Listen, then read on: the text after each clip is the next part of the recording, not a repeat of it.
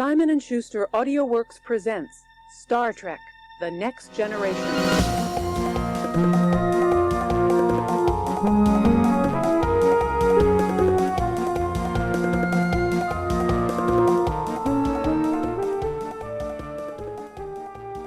You had a what? I was thinking about something also that we could start with, but no, this is too dumb. No, there's no point. I was thinking about it, but then just no, it wasn't good. It would have required you to have seen a post about the Tube movie, the AI movie about the people in the tube. Have you seen that? It's like the rich people. Unfortunately, I did for like 5 seconds, and then I kept scrolling because I'm trying to train myself to catch that I'm looking at an AI thing and scroll away quicker, as opposed to just letting it play and being like, well, just letting it wash over me, As soon as my brain fully consciously goes, you are currently watching an AI video, I scroll immediately because I go, why am I doing that? Yeah. I don't want to do that. I just immediately move my thumb. Keep going. Move away from that. Hazardous material. What did you want to say about it, though? No, I just thought I do actually have context for what you're saying. Did they have context? Is anybody listening? Oh, maybe. Maybe. But we both have context, and that's the important part. Oh, you think that? Okay. Yeah. I was like, what are you talking about? I was like, well, I guess, dear viewer, have you seen the Tube AI video that I'm talking about? It's not worth watching. Yeah, it's basically the Snowpiercer, I guess, but they just made a tube instead of a train, and then they were like prompted it until something came out of it. But I wonder how much money they spend on that stuff, because it tends to be like surprisingly expensive. Yeah, like you look at people and they'll make like a post and they'll be like, I made this for like $800 or something like that. The important part isn't the cost. The important part is that you can say, look, there's a thing that was made. Yeah. It's regardless of how much it cost, you can go, look, the AI did this. Yeah. Isn't that magical? Therefore it's valuable, Therefore it's like a valuable tool, and we can replace all of this entire creative pipeline, with this one thing. Imagine how much it would cost for all these people, to create the tube, to make the tube movie, and this way we can have people. Yeah, it's too many people. Too many but it's it is, I don't know, like it's a dangerous thing. I feel like in general, like with all the generative stuff, because like a lot of people have these tendencies that to like believe their own hype, and they get this thing and they're like, I'll make something, I used to work in a company, very small company. Yeah. And they would have clients who are people who have like an idea. Mm-hmm. And they wanted something like a proof of concept for a cartoon or whatever. Yeah. Some designs and some animation done very cheap. And there are a lot of people out there who have written a really bad children's book. Yeah. And like sort of self-published it and have put a lot of time and effort behind trying to make it a thing. And it's like the only thing they've ever created, Yeah. There's no like proof of it. There's no build up. There's no design to it. It's like, bam, that's my book. It's done. Yeah. I haven't written anything for the last fucking 40 years of my life, and I'm not going to write anything again. But I had one single idea for a kid's book that I think I could make a lot of money on. Yeah. So I'm just going to put this out there. And that's the kind of thing that ultimately AI kind of appeals to, is the subset of people that enjoy the idea of creativity, I guess, and what they could gain from it. There's to quite a few make- people out there, and I'm not saying there's anything wrong with being uncreative, but as I get older, I do start to think perhaps there is merit to a level of gatekeeping, you know? I feel like that, it's gatekeeping. I don't know. Like it's. I feel like a lot of these people, like, they make the stuff, right, and then they throw it out there into the world, and they assume people are going to consume it. They're going to be like, and they're going to enjoy it because they enjoyed creating it. Like, I guess even through prompting, right? They make they make the internal external through this tool, right, that is made of stolen work of other people, right? And I feel like it's very also personal for people, where people react negatively because they go, like, they create something and people react negatively on not only is it like it's a pastiche idea that's kind of like not very creative, it's also made using this tool, right? And people are like, they're like, oh no, you're actually just mad that I made this, using this tool. You're not mad. You like it's actually good. Like, actually good. You're just mad that this AI thing, you shouldn't be, and it would have been good if you didn't know that was made using AI. And it's like, I feel like in creativity in general, it's like there is a point where you have to kind of get over yourself in a way, where like you make stuff and people consume that stuff and might not be very good, and but that's the point of learning. The thing with AI is you don't learn. That's what I'm right? saying, is that you don't learn. even beyond the AI, there's a large amount of people that aren't necessarily creative in the way that leads to what they want it to lead to. Yeah. They're not. Definitely. They don't have an iterative, creative mind like that. And, Yeah. And they end up having an idea, and then they get married to it like immediately, because in their head it's like, I think this would be really good. I think if this is just as good as all the other stuff I see on TV, right? Yeah.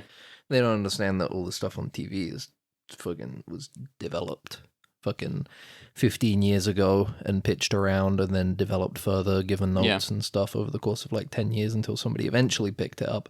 And then they spent another 3 years developing it to fit a creative vision for whatever it's going to be put on. And then another 2 years actually creating it. And then the final product is so, possibly like over a decade of iterative work. Yeah. And like experience. But some people, they just go like, well, I woke up one morning and I thought, what if you had a land of little egg-shaped characters? Yeah. And they were all little eggs, and they waddled around, and they had fun, and they played games. Yeah. And they did things. I don't know what exactly, but they did some things. And that's my idea, and I've written the book, and now here you go, and it's just as good as anything else. So get it out there.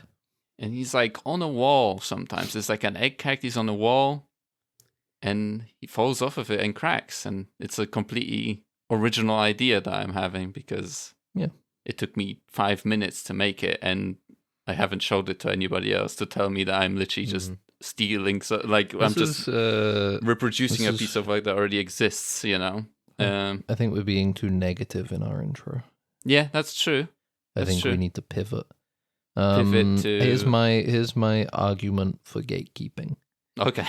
When a little kid comes up to the roller coaster ride and they stand next to the you must be this tall to ride.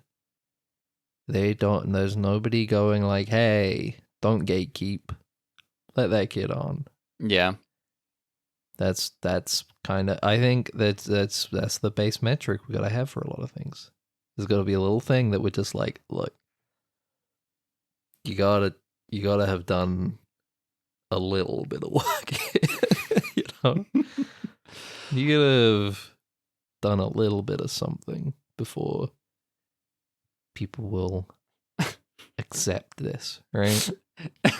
And we can say this as a podcast that we create. And it's like not even it's not even, and here's the real thing. Here's the real crucial part. Yeah. It's not even it's not even like for everybody else's sake. It is for your sake. Because if you get too attached to something without really understanding the creative industry, and you start pumping money into it without really knowing where you're going or what you're going to get yourself into, you're going to get scammed, you know? That's true. Do you remember in the last season of Peep Show, they round out the plot line with Mark's book? In the early seasons of Peep Show, Mark is writing business secrets of the pharaohs. Yeah. And it's a good plot line that always sticks out to me because it gets sidelined like after a few seasons. It doesn't really get brought up a lot, maybe for a gag here or there. As they're going into the last season, they bring it back, and Mark does end up getting scammed by, he thinks there's a publisher who really wants it, and is a publisher, but it's like a guy who is, you know, like grabbing this book and making it as cheap as possible and just like pumping out and stuff. He isn't putting any effort in, and he's trying to make a quick buck off of him, you know. He's just taking his money. And it will happen. It will happen to you. It will happen to you. Yeah. So you got to be careful. You got to be careful. Yeah. And it's really easy to spend money with AI too, especially nowadays with per token spending. Currently, a lot of models are moving to that. So you look away for a second, and suddenly you have a bill that's like £500 or something like that. You know, which is you know, and they're going to be getting a bit more and more expensive because this business model is not working. You think about it. 13 years ago, parents would give their kids a smartphone, their smartphone, Jesus, and they'd be like, "Here you go," and kids would end up like racking up these huge bills on phone games. You know, they had all these phone games that were made for kids to like hit buy more button. You know. Yeah, of course. And now, it's the elderly who are the ones being gotten. They don't realize how much money they're spending on their AI, and it's layered as well though, because at least a kid hitting microtransaction button didn't take like a percentage of life away from our planet. I guess, yeah. You know what I mean? Yeah. It's unfortunate. That kind of sucks too. Welcome everybody to Dead Ensigns. And they should have been able to. Number one. It was more the child's right to destroy our planet than it is the elderly. AI powered podcast. They're about to die. They don't get to decide whether our planet's going to die soon or not. It should be the young who get to drain our resources. At least, so that's what you're saying, is that like, unfortunately, the boomers are destroying the planet with them going out by generating Jesus and stuff. Is that what you're saying? Okay. Well, I can see that. I inhaled a small amount of dust before this. A tiny bit. Making me very uncomfortable. It's making you high. I took apart a Hoover yesterday. Dust is a type of new drug out there on the streets. That's what Ben is talking about. He's not talking about dust, that particulate in his house. Dust isn't a new drug. They've had angel dust for a very long time, Max. But this is spelled. I guess I'm just more street than you. With double D's. Dust. Double dust. E's? Double D's. So double D's. The dust. The dust. I was thinking maybe an H after the U. Dust. Dust. That's a good one. You gotta say it in a breathy way. You gotta go to your dealer and go, can I get some dust? I'm looking for some dust. And he gives you angel dust, and you're like, oh fuck, I didn't see it properly, you know? No, I don't want this. I don't want this. Get this out of my face. That's old stuff. I want the new stuff, you know? But this is me, Max, and this is Ben. I didn't establish anything for the podcast, unfortunately. We spoke too much about AI, and I think we already said this is the number one AI podcast on one of the episodes, so... I don't know if we did. Fuck. I don't know. I feel like I wouldn't have been comfortable with it. I don't think it's something I would have said. Don't say it. AI skepticism podcast. Is that better for you now? Number one. I think it was too much of a downer intro, unfortunately. That's true. Yeah, people are going to turn it off. But too late. I'll edit this late. in front of it, and then I'll switch them about. You know? All right. I'll switch it about. Sure, why I'll not? switch this funny bit of the dust with the beginning. Put like and then carnival music behind it the entire time. Our AI generates like- some kind of... Sure, man. It just makes the same one. But I burned like an entire forest too. It's the same thing. I could have taken it. I could have just looped an existing piece of music. But yeah. Anyway, we watched a Star Trek episode. Do we want to start with that? We're a Star Trek podcast. No, But do we not? No, We we're don't not. have enough. Do we have? There isn't much I we want to do. say even about this. Do we- Maybe you. Oh, about that we episode. literally- episode. Yeah, I was talking about the episode. No, You're trying we to could talk escape about it. for a while. Anyway, doesn't matter. Do you have I feel anything like- else you want I to talk feel about? like Academy was one where, because it was mostly just so boring. We Yeah. got to the end and it was like, what is that to say other than it's boring? The ending was funny. What is Though. it to say then? Yeah, we talked And about that one for a while. there were bits of the series, but individual gonna do episodes it were for so later. kind of flat, that like you had to get those gems after, But what did you want to talk about? Anything specific before we move on to Star Trek? Because I haven't. My nose quickly. I only watched Mortal Kombat 2, which was pretty bad, honestly. I don't know. You don't want to talk about that? There isn't much to say. Like it felt like such a nothing movie. It's like focusing on it. Do you know like Mortal Kombat lore? Is Johnny Cage like supposed to be A like little a washout guy? Like he's not supposed to be cool. Like he's not cool in. No, he's a superstar. Yeah, like I mean, right. I guess the movie's going in its own direction, Yeah, like the movie is But making Johnny him Cage like is supposed to be like an like a actual rich star, guy. right? Yeah. yeah. In this movie, they're making Cal Urban. I don't know if he's honestly a good pick. I don't think he was a good pick for Johnny Cage, but at least it would have been interesting if they made them have a British accent for Johnny Cage. And but you can't. Homelander Homelander is in Mortal Kombat 1. Is he? Yeah, he's a DLC character. Oh, you mean in the game? I was thinking of the movie. No, not the movie. I didn't watch I that was like, shit. is that guy in there? It's like- I'm not watching that crap, man. it was at least I don't like Mortal Kombat the game, let alone the the movie. the thing is that this Mortal Kombat 2 is like even cheaper. The first one felt cheap already as a production, and this Mhm. one felt even cheaper, basically. Sure. And on top of that, like they do the thing with like Johnny Cage. He's like a washout actor, old actor.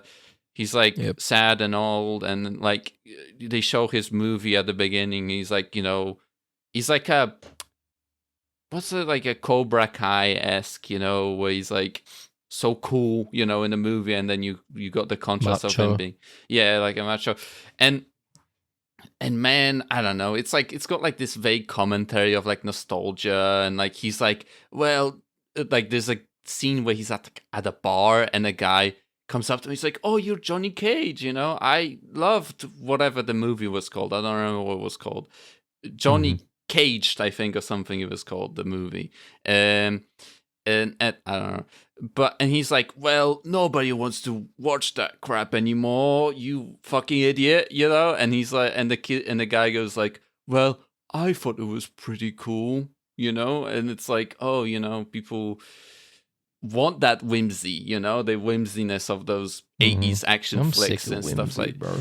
But I was like, I'm over whimsy. but the entire movie is kind of fails to kind of acknowledge that, I'm not really play sick of on whimsy, that, Just so you know. And that's why I always come back to, unfortunately, Cobra Kai. Is the best example of like. We can't 2 weeks in a row. I We know. can't. We It's can't 2 unfortunate. I weeks in a have row. to say as much as I know. want to. Believe me, there's nothing. I would love more. That's the thing, and that's what that watching Mortal Kombat 2. He blew up the yacht. And it's amazing. That's how they close off that Yeah. story. It's so good. It's All right, so no, good. no more. And Mortal Kombat 2. realized Who would've how thunk good it it was, stunk? compared to this movie. What's weird is it was supposed to come out a while ago, and then Yeah. they kept pushing it back for some reason. And now the terrible-looking Street Fighter movie comes out in like a month. Yeah. It's And that's also about Ken, who's washed up as well. everybody's What is it washed with up. being everything's Fucking- fucking washed up.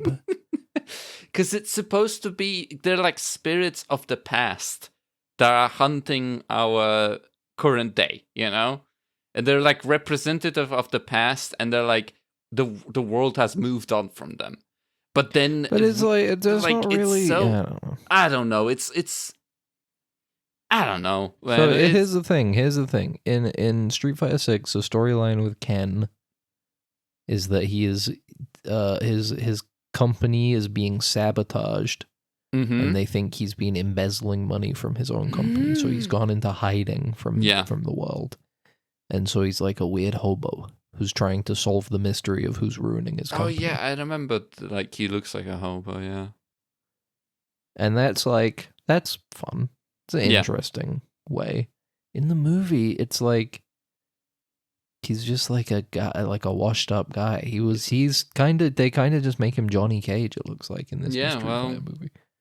Because And it's like it's boring. But I mean, even beyond the washed up part, I mean, they make him like, oh yeah, he used to be a big martial arts Mhm. celebrity. Everybody loved him.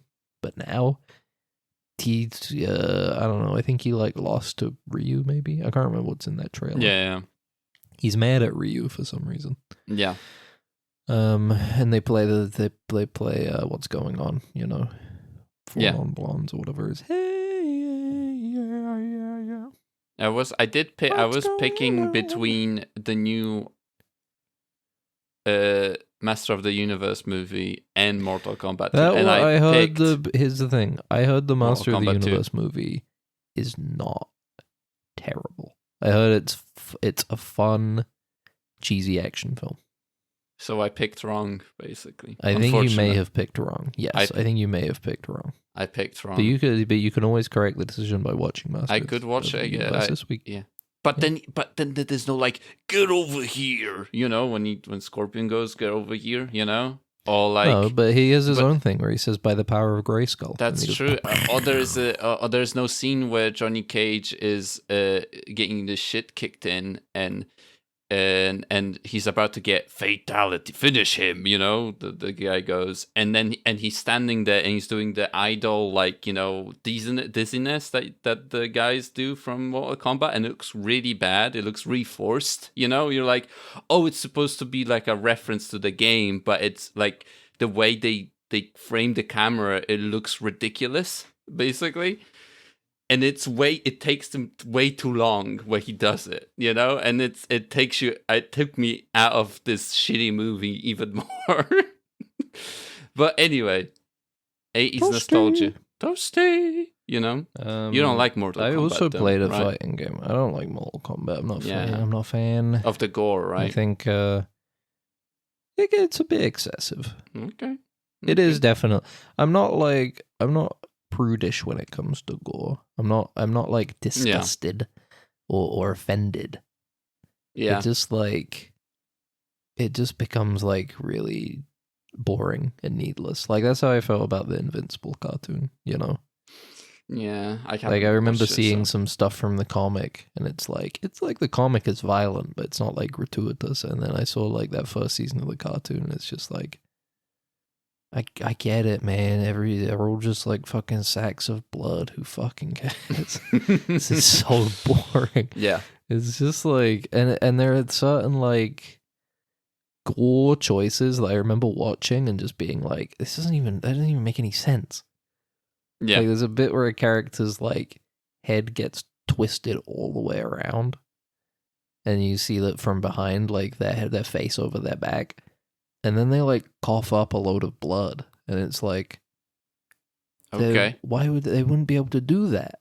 Their windpipe got twisted all the way around. What do you mean they cough up a load of blood? That's they stupid. they had Doesn't make it their make gums are bleeding. It's just so they can okay? have the shot where they then have their fucking. But they wouldn't have the fucking. You can't cough without your diaphragm. It's just so they can have a shot where it's like it holds for a beat and then there's like a big spray of blood and it's like it's just like so tacky. Yeah. I hate it, man. Well, you know. So I'm not a big gore fan. I remember the Mortal Kombat devs, like the people that animate it and stuff. There was some interviews, I think, around when I think I want to say it was when 11 came out, not 1. But they were like talking about how like in a small way, like kind of traumatic working on the game is because they get given. I mean, there was one story I think of a guy who was like, "Yeah, I spent like all day animating a character's like guts sliding out of their stomach, and I had to look at so much footage of like how do guts like slide and stuff." And then the cap to the story was like, and then I went home and I like made dinner and I was looking at my dog and just thinking about how he's just like a sack of guts and stuff. And it's like, this is fucking horrible, man.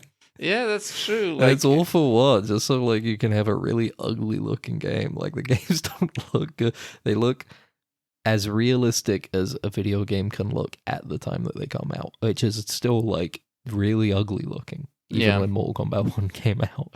And like 11 does, and when Mortal Kombat 11 came out, and 1 doesn't look like that much better. It's just like, it's so needless. I played a fighting game that looks very good this week that people are complaining about called Avatar Legends, the fighting game. Yeah. It's interesting because it's hand animated, lots and lots of frames of animation, even to the point where because you know Zuko from the cartoon, the guy with the scar on his face. Yeah. He in particular has even more animation than everybody else because in order to make it so that his scar doesn't flip sides when he's facing the other way. Oh my god! He has alternate sprites. Yeah. For facing a different direction. That's it's insane. very lovingly animated, handcrafted. But from when it was revealed, people were like, "This looks like a Flash game." And it's like, man, we can't have anything good. Maybe they made it in Flash. You don't know that you can make animation in Flash. You tell? I didn't know, Max. You're telling me they can make animation in Flash? Wow. Well, I don't know. They can make Flash moly. games in Flash. That's what I meant, rather than That's true. They animation. can make games in Flash. Yeah. It's what it was made, not for games, but for website coding initially. Anyway, For websites, yes. Yeah. And But it came out and I've been playing it, and it's very fun. It's really enjoyable. It's very quick. Yeah, it's interesting because it's one of those ones that tried to have a low skill floor, high skill ceiling. So there's a lot of simplified stuff. Like the only inputs are quarter circles. Every character has specials that you either do a quarter circle forward button or quarter circle back button. Supers also are just like a quarter circle, that kind of thing. So it's very simplified, but there's a lot of it's fast and there's a lot of like depth to it with what you can do and the way characters interact with each other. There's a lot of like character specific matchups in it, like that are inspired by like the show itself. Yeah. So like the character Azula has a lightning move where she has a super where she can fire some lightning out, and for everybody else it will like just hit them. 2 characters in particular though have the ability to reflect it. And not only that, both of those characters reflect it in different ways. Oh, okay. So if you're playing against if Aang reflects it, he'll not get hit by it and he'll shoot it up into the air instead. Okay. But if you're playing as Zuko, he'll reflect it back to Azula. Okay, yeah. So there's a lot of interactions like that in the game. That's fun. Cool. That's like a difference between. Yeah. That's unusual. It seems, right? That's like. And they're not huge, but they're interesting because they're small little things that can feasibly come up really easily in specific situations. You know. Yeah. Which is awesome. It's cool. There's a lot of effort put into the game, and I really admire it. And I Is like it a lot. It was fun. I was playing it with a friend of mine over the weekend, doing some matches. It's just every character. I think there were like 2 characters that I didn't really like the feeling How of many playing. characters are in the game currently, right? Because it's no... Yeah. 12. Mhm. 12. There's you got Aang, Katara, Mhm. you got Mhm. Sokka and Toph and Zuko and Azula and Korra. And then you got Zahir, Ozai, Kyoshi, 12 characters. Okay. Then you've also got Avatar Aang and Nightmare Korra. And not only that, they announced a free character who's going to be coming later this year from the movie that came out over the weekend, which I haven't seen. I will see, and I'll probably talk about it at some other point. They got a free character from him, and then they've also got a season of DLC that's going to be coming out. And the last character in the DLC is going to be a fan voted in character. They have 5 choices, and the people that I think is people who buy the season or buy the season pass or pre-order, one of the other ones that get to vote for who it is. Mm-hmm. So it's cool. There's a lot of stuff coming for it. The only real hit is that it's missing a lot of like quality of life stuff, and the hard part is that you can tell from looking at it that it's like it's all stuff that clearly they were like, this is the stuff we can leave behind to hit the deadline that Paramount is putting on us. You know, Yeah. Paramount Games is putting a deadline of the weekend that the movie comes out. It seems that's the latest that the game can come out. They should and have so in order to pushed hit that it back deadline, to the deadline where they should have pushed the deadline back to the time where it leaked on Twitter or whatever, right? Was this true? Yeah. It's just like release that'd be whatever you fun. have. Release it right now in whatever state it's in. Yeah. But it's simple stuff like lobbies with more than 2 people. At the moment, you can only make lobbies that have you and the person you're fighting in them. Yeah. There's no like spectating, so online tournaments are like kind of out the window because you can't fucking watch them. You know? Yeah. Whoever's playing the game has to be streaming it, and that doesn't really feasibly work for an online tournament. You know, the 3 characters that they showed off last, Ozai, Avatar Aang, and Nightmare Korra, have like they're functional characters, but they seem to be missing a lot of polish in their like animations and stuff Mm-hmm. and their artwork. So, and they've been very clear saying, yes, those 3 characters specifically will be updated in their animations and artwork. Yeah. I hope they don't update Ozai because he's got Jamiroquai powers currently. Oh, okay. He's just got like moves he's got like a forward, little he's got like a little boost button where he just like does a quick like dash forward or dash back. If you're walking, it looks like he's like pushing himself forward while walking, where he's just like sliding across the screen for a second. He can charge a kick, and he has the property to be able to boost around the screen while he's charging the kick, but there's no animation for it, so he's literally just like a sliding PNG on the screen. Okay, yeah. And I hope they don't update that because it's really, really funny. Mm-hmm. It looks so good. But the game is there good. any I ranking recommend it. system And currently in the game? no, there's no ranked mode either. okay, Yeah, there's no rank. I forgot to mention that. There's no ranked mode either. So yeah, But there's like missing quick play, the kind right? of there isn't like just you have to I think have so. another No, person. yeah, there's quick Okay. play. All There's right, quick play. yeah. Just wanted to. the kind of features that are missing that are straight up like as a player you can look at and go, this is a month of work for the team, right? This is like a month or 2 all of this stuff would be implemented. Yeah. Easily. Evidently, it's Paramount not hard needs to surmise money. that Paramount Plus is like, well, this needs to come out the same weekend. Yeah, as the that's game. true. It can't just Yeah. come out like the month after the movie comes out.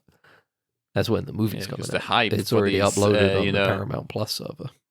fighting games, niche fighting games really need to push sales, Mm-hmm. But but the game is doing very well. I mean, you got to take my point with a grain of salt because I have an algorithm that is trying to show me things I'm interested in. I'm interested in the game, but the game is very positively received outside of its like outside of the missing parts and the slightly broken bits that come from it being a little rushed out the gate. Despite that, people are like, this is... It does the core thing of it feels fun to play at the end of the day. It feels very fun to move around and hit buttons and stuff. And it has characters that people like, and they all feel different. I was jumping around to many characters and being like, I want to play this character now.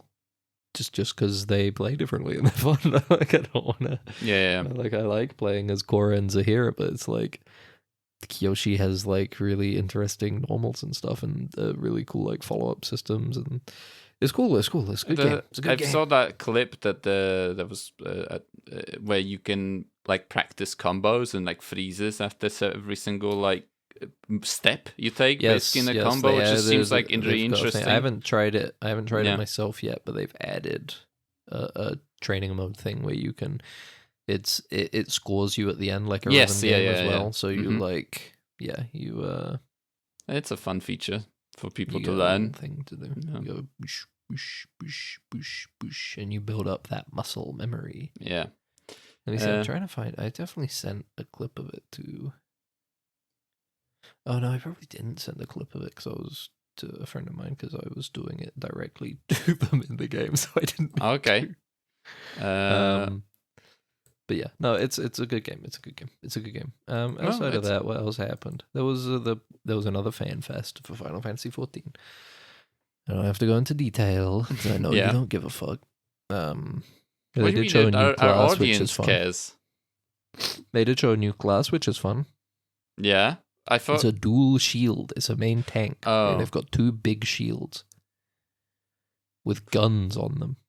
They're like gun shields. Okay, yeah. It's very they punch people with hit people with a shield. Monster Hunter-y. Jump back. And the shield will like rotate around to the gun side and they'll fire a big blast. But it looks cool. Showed a lot of quality of life updates. I'm looking forward to it. There's going to be another one in 3 months, and then I think like 3 months after that, the expansion comes out. So, I'm looking forward to it. I'm excited. A lot of extra hours of content. But yeah, more things. The only thing I wanted to talk about, just a little shout out, because I see that it's a game I enjoyed, and it seems that it doesn't seem too popular. I've been playing Exo Rally Championship. It's if you enjoy Dirt Rally or any sort of these sort of racing games where you do rallies, basically, right? You do a difficult track, Exo Rally Championship. It's basically, imagine Dirt Rally, but instead of it's just like some track in Sweden or something, right? You're on an alien planet, basically. So you do rallies on it. It looks like you're in Halo. I guess a little or bit, Helldivers. Basically, you're riding these sci-fi kind of, like, I guess 6x6, because you have 3 wheels on each side of the car, and around these alien environments, and they have unique kind of different types of. It's less like a rally where you have a specific road that you ride, or it's more like Dakar. I don't know if you know how Dakar is where you have checkpoints that you have to hit in an order, specific order. Yeah. So you technically can make your way from a checkpoint to checkpoint however you want, right? But you want the most straight line, right? That's the best one, right? Yeah. And it's when you hit checkpoints, sometimes you have to do like a figure 8, like a burnout around it, for example, or like hit it on a specific side, on the right side, or go by on the left side, or something like that. But it's I like this game because it has I enjoy kind of simulatory-esque games, but it's really boring to me, the fact that we are just simulating things that are like real, like how to fly a plane, sort of thing. The cool thing about this is it's trying to be kind of realistic and simulatory about a thing that we can't do, right? We can't do rallies on the surface of Mars or whatever. and it takes that aspect, and it, like when you tune your car, you can do the same kind of things that you could do in Dirt Rally, where you can like adjust the stiffness of like the suspension and stuff like that. Like you can adjust all these aspects of these fake vehicles, right? They're not real, right? And they're trying to be as close, like simulate this not real thing, right? As close as possible. And you, of course, you have like the aspect of rally where you have wheels and they get worn out, and you have a certain amount of spare wheels, so you can't just, like and they different types of terrain and different types of wheels for different terrain, and different planets can have different gravity to them too. So you do also have another extra aspect of just doing the rally, is like you have little kind of like CO2 little engines on your car that you can adjust yourself in the air. I forget what the kind of shorthand for them is, but like you can RCS RCS engines on your car, and you can adjust yourself in the air, and you have that fuel for that RCS system has weight to it. So the more you have it, the slower your car is, the heavier it is. But it actually gets lighter the longer you're doing the rally, right? And it's like there's all those kind of interesting aspects of these games are applied to this like fake sport, basically, which is and you got like meteorite showers, so you kind of have to avoid things that are hitting the ground as you're trying to do this rally. And it's and you have different kind of tiers of cars. So there's the different ranks. So you have like the different divisions, and they'll have these cars can carry more RCS fuel, but they're heavier. And when you land the cars, you can actually damage the car, so you can maybe boost yourself with RCS just before you hit the ground, so you can get rid of some of that momentum you built on falling, and stuff like that.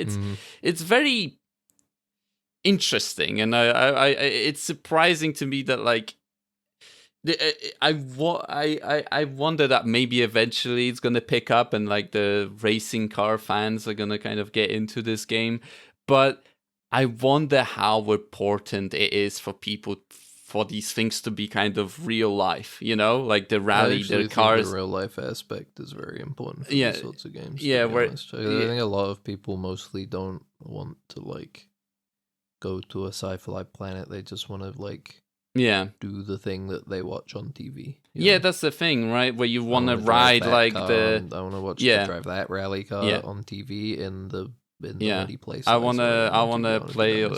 I want to drive my time can be. Subaru Impreza, whatever, like, exactly. And it's like that's the thing, right? And I want to have I feel like it's the same thing with like. Do you remember when they did like Galactic Civ? No. It was like not. Galactic Civ, like as like the civilization games, but in them, Because it's like I think mostly people just want to. It's those kinds of games that have like these really dedicated fan bases that primarily they want the realism aspect of it. Maybe, They want the part that they can connect with easily, that doesn't require any like thinking or jump of logic or anything. It's just like I am playing as fucking America. I am George Washington. I'm going to play into America's strength. I'm playing George Washington. I'm the 2000 BC. United Federation of Europe in space, and their power is this. Yeah, I don't know. Maybe. And the lore is like this. I think similarly, people are like, I want to get in the rally car that I know I see, and I want to drive it around in my little sim. I want to grab onto my simulator wheel. Yeah, it's a shame. Into my PC. Same with like fucking flight sims and stuff. How many people are? I'd love to see the percentage of flight sim players for like the new Microsoft flight sim that have done the like Dune thing. You remember they added the thing where it's like flying. Yes, they did make the cross promotion. Yeah, and it's like I wonder what the percentage of people who were active players at the time who actually played that. Yeah, they probably turned it on and like never played it again, right? It's I do it's a shame because I feel bad because it feels like a well-made game. It makes like a well-made piece of software. With like real kind of thought put into it. And it's like I think this is Yeah, go on. I was gonna say I think the core thing with games that I've learned over time is that I think genuinely the main draw of games that people value the most and don't realize it is that it's just being able to do something your own way and not have to worry about it. Just being able to go like, I don't want to do that part, so I'm going to not do it and then keep going with the other stuff. There's in to bring it back to Final Fantasy XIV, at the Fan Fest, they showed statistics for people who complete a certain thing of in-game content called normal raids, right? Okay. Every expansion has normal raids. They're 12 individual boss fights with a story that connects them and stuff. And they come in 2 difficulties. The regular one and Savage. And the Savage ones are hard and you need like certain gear and you need like... It's easier to do if you have like people that you're communicating with in like a call or something, people that kind of thing. And it was straight up, the regular one has a completion rate of like 85% of players will play through all of the normal raids, Okay. In comparison, completion rate for Savage raids was 14%. Okay. This is across the entire MMO, across the whole world. This is 3 gigantic regions for an MMO, Mm-hmm. And it's a huge cut. And I think it's a similar thing of like people just like being able to play the thing they want to play in the way they want to play it at the end of the day, right? They just want to be able to go like, there's a thing in this that I don't want to do, and I don't want to feel like I'm forced to do it. Yeah. If I'm forced to do it, then I get mad.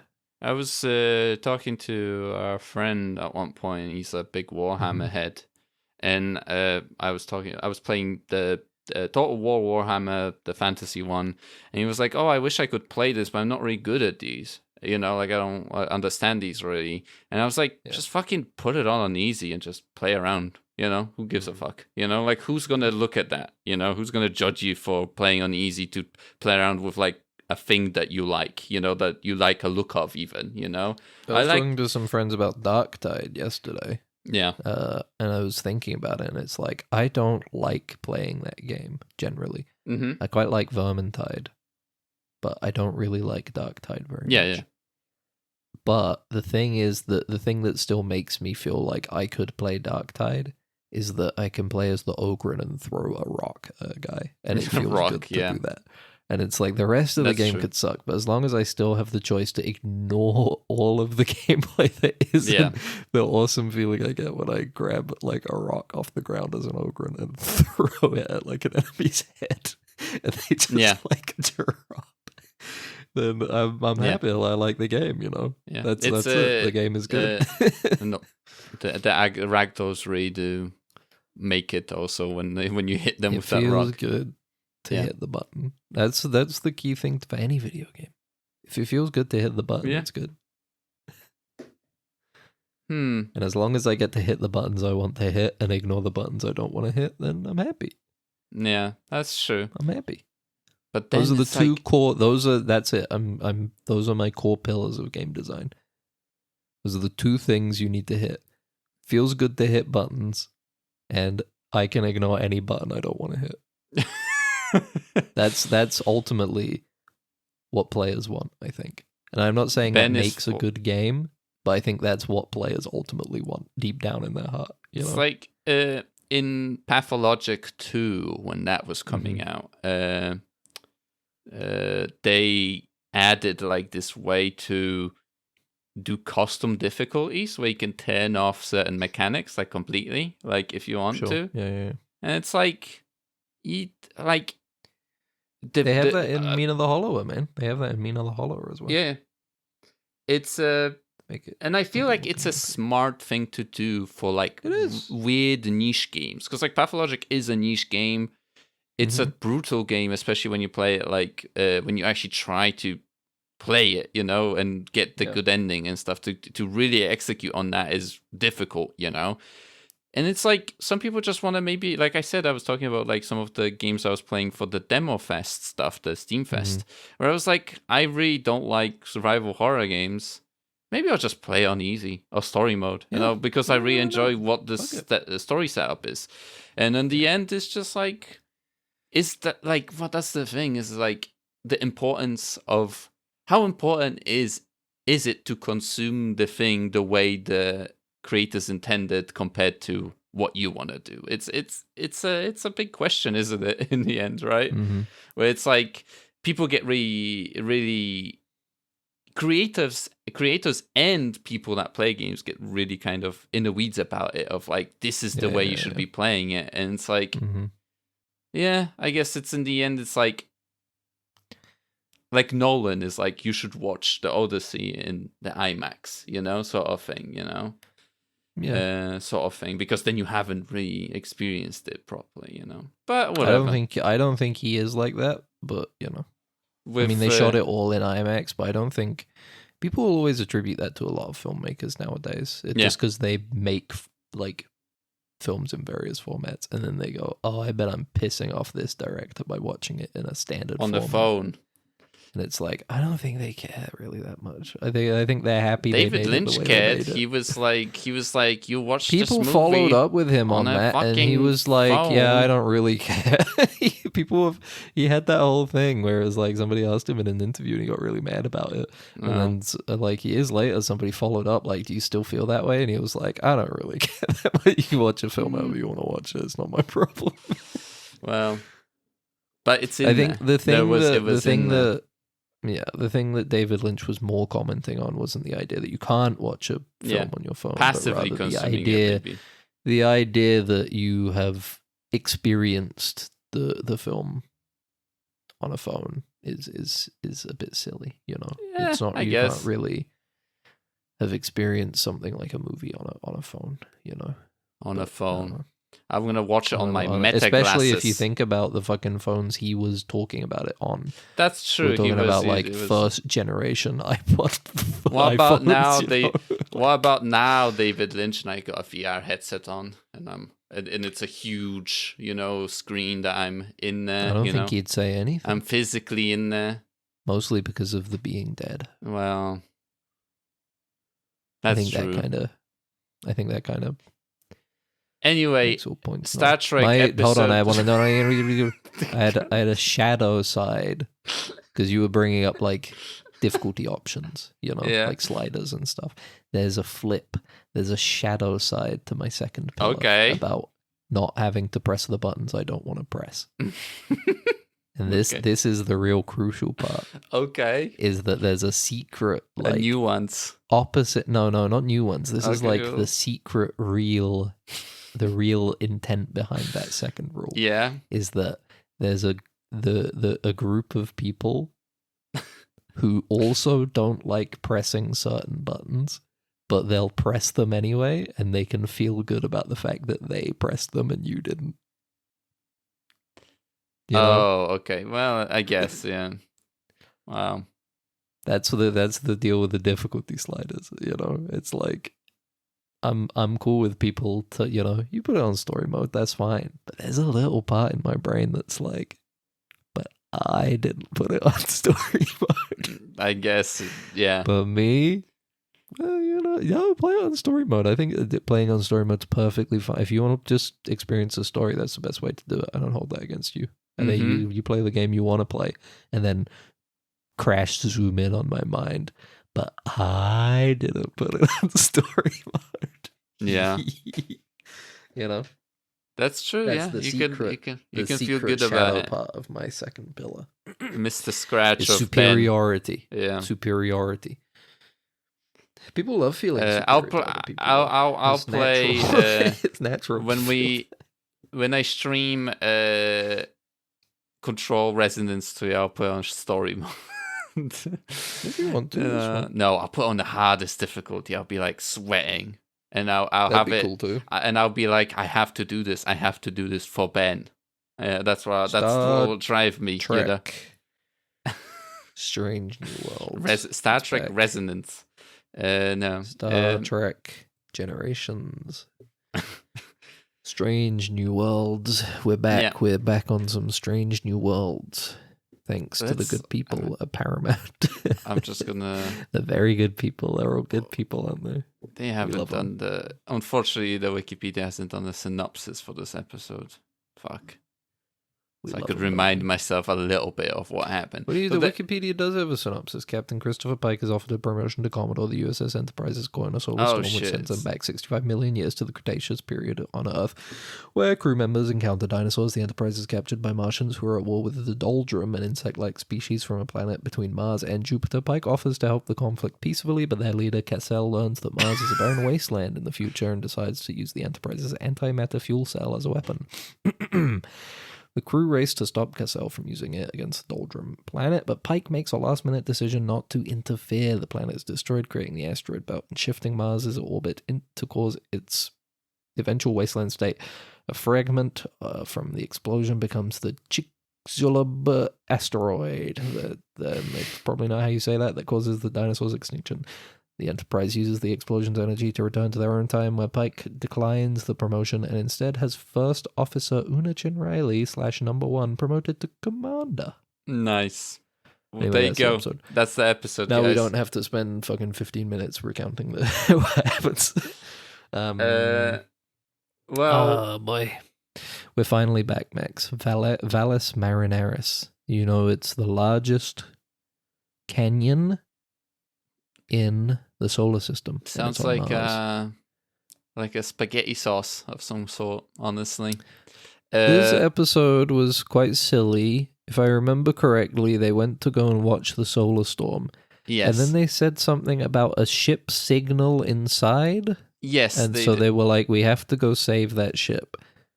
And then the solar It- storm surged. And I think they were like, the signal was fake, I guess. Yes, they were chased by a lizard, like a snake, like a plasma snake. It was weirdly alive. Yes. There was an element of a living being to the solar storm, I guess, that did something, and then it sent them 65 million years to the Cretaceous period on Yes. Earth, where crew members encountered dinosaurs. This was a really stupid episode. I feel like this is one where they were probably like, let's just get silly with it. You know? Yeah, let's have Let's just- dinosaurs in let's this get one, a you know. little silly. What if they But go the- back in time to dinosaurs? The thing is that I feel like they really didn't do much with the fact that there were dinosaurs. Like No, we, the focus was more on what ended up being the Yes. origin of the asteroid belt, and also why Mars is fucked up, and also Yeah. why our solar system is laid out the way it is. It was trying to Yes. answer some mysteries we have about our own creation. it's like there was a our fifth place in planet the and galaxy. whatever, you know. There was a And- secret planet, which is something people have talked about before. There was an extra planet in our solar system, and then it went away at some point. Yeah. My main thing with this episode is that, similar to that episode in the last season, we have another implication of like, and the whole thing with the Gorn, we have another implication that it's like, as long as you're like humanoid, you're chill. But if Yeah. you're like a bug-like person or a reptile-like person, it's a genocide over. okay. It's game over for you, yeah. It's Pike we- turns into Himmler. He's like can't get them all. we Don't let a single you're bug not survive. unperson you because you weren't a person in the first place, you know. It's very strange. We had so there's the Gorn story. To recap what I'm talking about, there's a whole Gorn story where they're really another- hammering home. Another What? thing, the funny thing about this episode is that the flashback to the previous season, the only important things that were shown Oh, I was was going to bring that up. Okay. Yeah. okay, it was the Um, fact that like it's what Spock and Yeah, and- the only two important things on the previously on for this was that Pike's girlfriend became the Yes. Sentinel or whatever. That's it. And, And then- Spock and La'an are dating, and that's it. that's it. Well, There's they're nothing not else. dating. They have a situationship. I Yes. think they make clear that they have kind of a situationship. Yes. Anyway, this show has been nearly hammering home the idea of the Gorn are like reprehensible Yes. creatures. They're the xenomorphs. If they even breathe next to you, your blood will be filled with eggs. Yeah. and then They have like creature will breeding burst planets. out of your chest. Yeah, they have breeding planets and hunting planets. with Yeah. slaves. Sorry, my throat is getting a bit garbly. So the real and it's strange because obviously the Gorn introduction in the original series is very like, this is just like they may seem alien, but they're just like us. They're trying to get home. Yeah. They're being captured by this entity, and they're just like us. They're trying to get back to where they came from. This is the Strange New Worlds is really trying to set them up as like, this is our big villain for this show, the Gorn. They're evil. On top of that, you had that scavenger episode where the ship got the Enterprise got grabbed by like these scavengers, sucked them up, and they were like really gung-ho about like getting out of there. They probably had to kill some people to do it. They ended up blowing up the whole ship, and they're like, well, we had to do it. And then it was only until we found out that actually, did you know they were humans, by the way? That's when they were like, what? Because what you don't realize is those humans had a redemption. They could actually go and... You're telling me we didn't just genocide a bunch of like weird bugs? They were people? They were people that mattered? Yeah.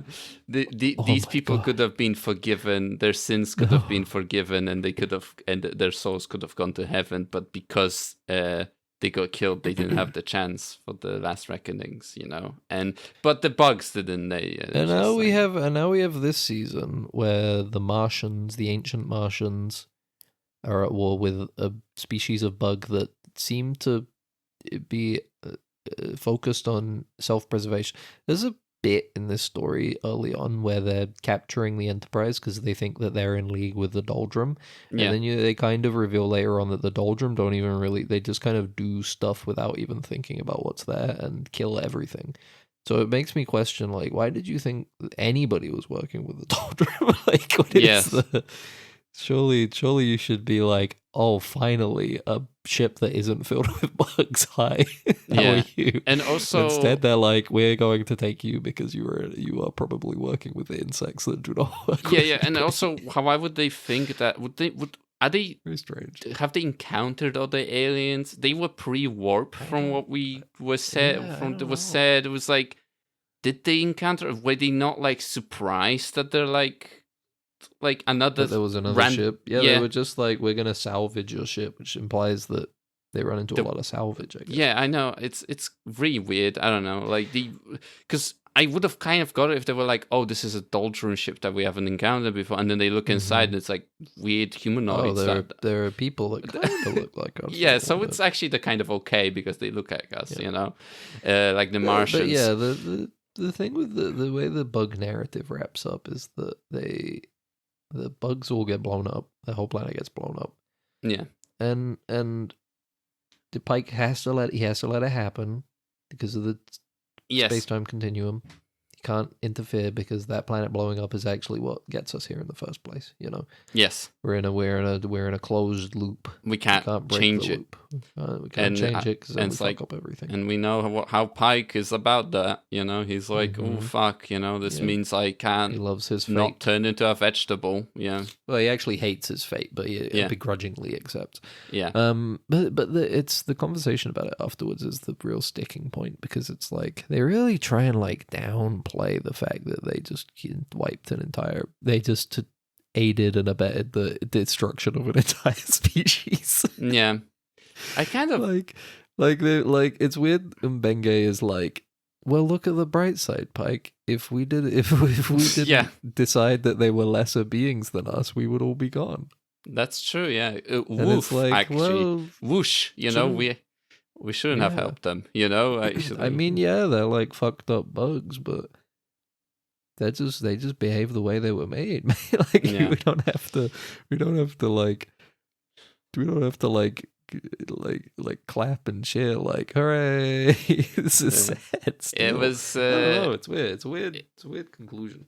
Yeah, it was funny because I was like, they were like, initial plan for Pike was like, oh, we have like this technology, our translators are way better than, because the thing is, one of the issues is that they can't understand, like the Martians can't understand these insects, right? Oh yeah, this thing. Yeah. And it's like, it's a big barrier, where they can't even like communicate between these species, and like Pike is like, oh, we have this technology we can give you, Yeah, like yeah, our universal computers will probably be able to translators. actually handle this, and this kind of doesn't pan out anywhere. Like that was actually quite interesting, Well, she's buying time. They found out that they have antimatter, and they're like, we're gonna secretly take that. We're just gonna take your fuel. Because they seem chill and they seem like they're not gonna do anything funny, so we're just gonna keep them busy while we grab that. Because the Martians have like them. they do.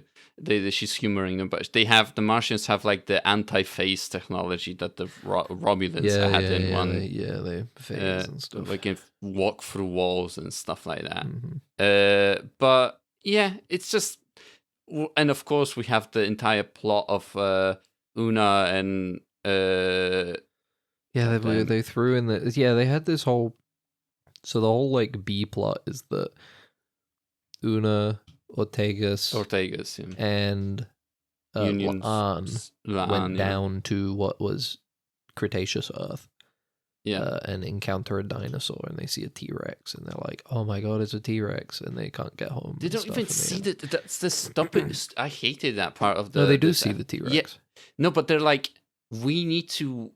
Like, we don't know what this thing is. We need to. It's like a problem they're solving. It's like there's like a creature on this because it's in the way. They have to go and get the iridium or whatever. There's like a big source of iridium. It turns out it's a doldrum ship that crashed on ancient Earth. They have to go steal the iridium pod or whatever that they had, and they're like, we need to get across this canyon, but there's a big monster over there, and they cut down a tree remotely with a laser. And then the T-Rex goes, and it goes. The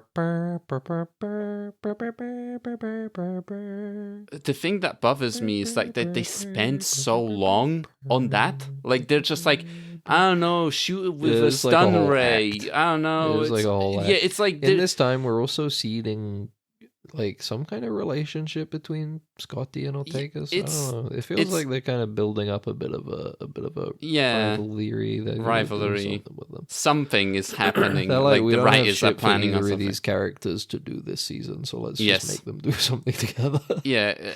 And it was like a weird thing with the way the entire scene was framed that I like pointed out, where it was like they walked into each other, but then they went opposite directions afterwards, like, so they should have like, it's so weird. Doesn't really make any sense. It didn't make any sense, and it's like they were both walking to the same table, but different seats of the same table and around a thing that they didn't need to go around. It's purely just that they obviously have the set made. Yes, right. Like they have the set, and they needed this scene, and they're like, well, what if they didn't want to bump into each other here, and then they keep walking and then go and sit on the table. It's poor blocking. This is what we call bad blocking. And blocking is something that you don't really pick up on unless you really pay attention to a lot of films and stuff and TV shows. This is a good perfect example of bad blocking for a scene. Well, which is trying to be good blocking, because they were really trying to do like look, the camera is moving through the bar, Yes, like we're really getting a good sense of the space and everything. But in doing so, they've made it more obvious that the blocking of the characters is actually not very good. Yeah, it's, I don't know. This episode is actually quite highly rated. It's 8.5 on IMDb, which I was very surprised about, honestly. Like, I think we just have to accept that we don't. We just have a personal bias against the show. I think so, right? Yeah, that is very much. This isn't Cobra Kai, after. I mean, it certainly isn't. It certainly isn't. Its praises. But like, and it's like just more little things. Just like they have the beginning of the episode, and they're like on some planet. Another Doctor Who reference this episode. We really destroyed me. Pelia said again how she watched a solar storm from the view of a phone box, and I was like, stop there. I did have an immediate urge to be if I were if we weren't watching it together and I was watching it on my own, I would have fully I would have just been like, I'm closing the tab. We were 5 minutes into watching this episode, and Ben wanted to turn it off. So that's too much. It's just too much. Like, I get a little wink and a nod, but it's just so egregious. Yeah, I just don't It's like, come on. I can get the reference with like the phone booth in like after the scavenger ship got destroyed, there was like a phone booth in like the background somewhere. Fine, that's okay. But then it's I'm pretty sure when we're talking about her, Pelia references it again at some point. I wanted to check this so we don't spread misinformation. But I feel like she does make a reference to Doctor Who at some point, you know. But shit vibrating again. I don't know. Like a bee, like a big fly in my loft, like a bloat flies. Yeah. Mm-hmm. And they spit. They shoot. Flying around. They shoot little things. Yeah, I think we just have to accept the fact that we're haters. It seems that we are scorned by the series. A grudge. Yeah, we have a bias. Mm-hmm. And no matter how good an episode is, we'll probably dislike it just on the fact that we're haters. We have turned from let's make a Star Trek podcast to Star Trek haters, because number one, Star Trek haters podcast. There you go. That's a good intro for the. I'll put it at the front. No, I'm gonna cut that in. No, I'll leave it here. All right, I'll leave it here. Anyway, we'll see what happens at the end of the episode. How they did this really long CGI fly through of like a Jurassic Park. Oh yeah, yeah. It was really long and over the top, and it did not feel as majestic as I think they wanted. Yes, it was all like kind of bad looking CGI. I was very much brown and orange and ugly. I was very kind of like, good. What's the point of the scene? We weren't on that planet for that long. It wasn't like a location. More, you know, the episode isn't even about the planet. It's not about it. Fucking Mars and the fake bug planet. It just happens that there are dinosaurs there. You know, like they just really want to show it's. Look, I don't want to be smelling my own farts and trying to like make myself seem smarter than others. But it did feel very key jingly. It did feel very like, look, dinosaurs in Star Trek, isn't that fun? Wow. We can put this in a trailer, you know. Look, this season's got big dinosaurs. Talking about Ortega's, very like, and Scotty, where Ortega's is like making fun of Scotty's accent all of a sudden. She's doing some microaggressions. That was very like, I was like, oh, you do it once, yeah, whatever, you know. But then she did it like 4 or 5 times after. It's like, all right, you know, really. She's got a bone to pick. I can't. Yeah. Maybe I'm just forgetting some stupid. Maybe forgetting something. Yeah. Last season where it's like they had beef, but I just don't really remember them interacting at all. It could be what you're saying. They don't really have any ideas what to do with these characters. They don't have anything for either of them to do. There'll be some episode, like episode fucking 7 is gonna have the A plot is about their beef, and they're gonna get over it, and then they're gonna fuck or something. I don't know. They're gonna be very good friends afterwards. There you go.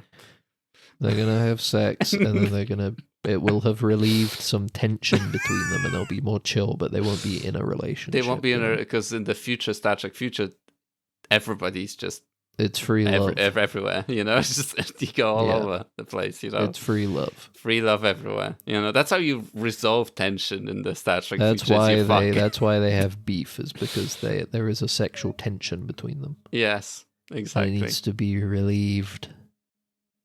Vigorously, and we get to see it as a treat at the end of the season. Maybe this is my own. Maybe this is a me thing.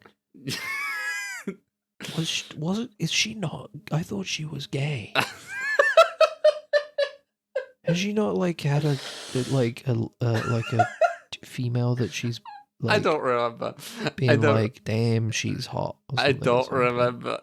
I don't remember. I think this is weird because I don't even remember really. She's the pilot, but I can't think.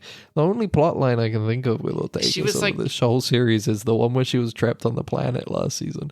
I guess she had sexual tension with that weird guy, the Gorn that she was on the planet with. Maybe that's what I'm thinking, because they kind of had a bit of a chemistry, and it was a lady Gorn. So in my mind, I was like, you were.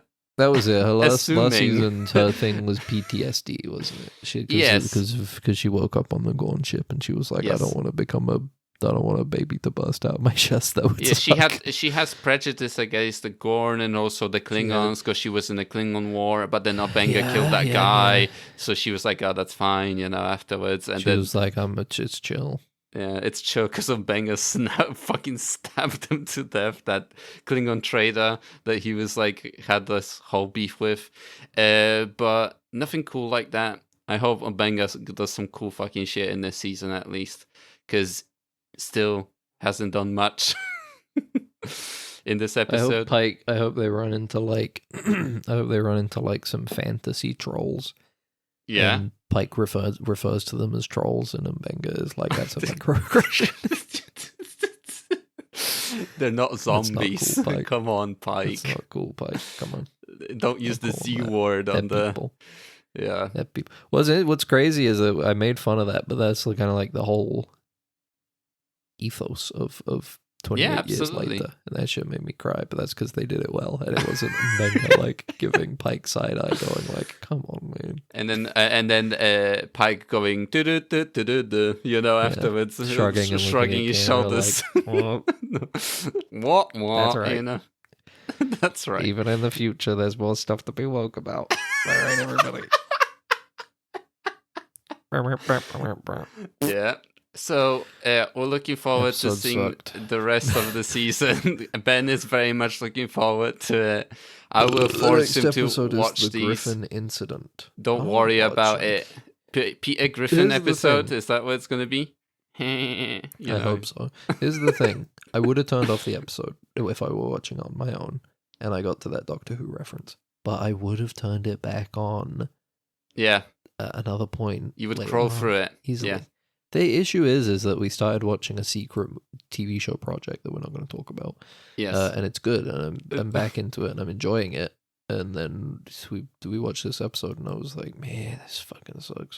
Talking about that, I did was, like, comparably, I was seeing how much I enjoyed myself more watching that other thing we're not going to talk about, on this episode. We're teasing it. We're teasing it, But they actually go to Strange New Worlds. That's true. It's actually a show about every episode they go to a Strange New World. Absolutely. In this show, they did again. They categorically did not go to a Strange New World. They went to an old world that we have lived on for 65 billion years. Yeah. Well, definitionally not a strange new world. It's an old world from a strange perspective. There you go. This is same old shit. No new worlds again. You're right. They better go to a strange new world next episode. I'm keeping track. I think last season was the point when we were like, all right, have they been to a strange new world? Now I'm going to be paying too much attention. We're keeping count. At the end of the season, how many strange no new worlds? How many strange new worlds? From now on, that's at the front of every episode discussion. Is the no new worlds count? Yeah. Well, and then if the number of strange new worlds doesn't match the number of episodes, I'm gonna on it. I might write a letter of complaint. I'll do it live. I'll do it while we record. And I'll email write a it letter to of complaint to Paramount Plus. Yeah. I want my money back for the subscription, so because there are no strange new worlds in this fucking series.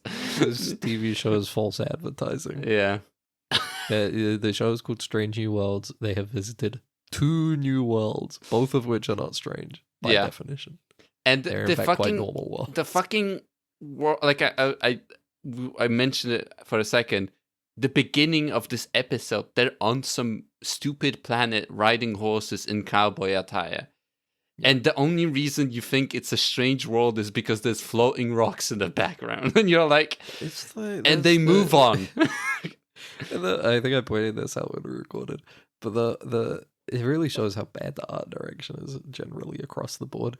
Because this planet is them on horses in like a lot somewhere, and then they've green screened them onto like some random fucking planet with floating rocks that looks kind of deserty. It's all brown and orange. Everything's just brown and orange.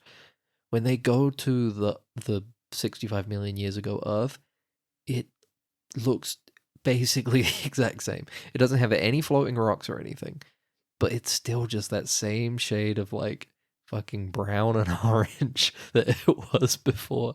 It looks terrible. Anyway, Yeah. that's it. But Well, I'm done. That's it. I'm done. Thank you everybody for listening to the episode of Dead Ensigns. The Doldrum. In memories, R.I.P. You know what? In memories, in memory. fuck 'em. I'm gonna be on the fuck side 'em. of the Doldrum. I'm a fan of Doldrum. I'm a fan the only of good bug is a dead bug. The Doldrum culture was very impactful to me in my life. You like the bit when they showed that, because they didn't really show any in the episode, but they had like a 3D model of one on the screen. Yeah, and he was walking, skittering along. Yes. He was going like, Yes, he did do that. Yes, so we knew that they're disgusting and they have multiple legs. So that's how we know that they're disgusting bugs that don't deserve us. As Star Trek is about. That's what Star Trek the is core about. principle is the founding principle. No on new which world. Starfleet is based. No new world. No new As exploration. Picard said. Yeah. It's a guiding truth that all bugs deserve. Exterminate non-humanoid life from the galaxy. Thank you for listening to this episode. You can rate us. You can listen to us on Spotify, Apple Music, whatever other platform, Podcast Addict. I'm gonna say it right. YouTube, you can also upload on YouTube. You can rate us, of course, if there's available on the platform. We also upload on YouTube. Leave a comment if you want to. Look at the thumbnails, and email us at deadensigns@gmail.com. That's deadensigns@gmail.com. And send us your thoughts about this new season of Star Trek Strange New Worlds if you can. You know, why not? Goodbye. Bye. It's shorted out, sir. We're gonna have to phaser it. Then what are you waiting for? Right away, sir. Faster would be better, Ensign. I can't, sir. We don't want to... That's enough. But, sir... Stand aside, Carlton. I'm going through.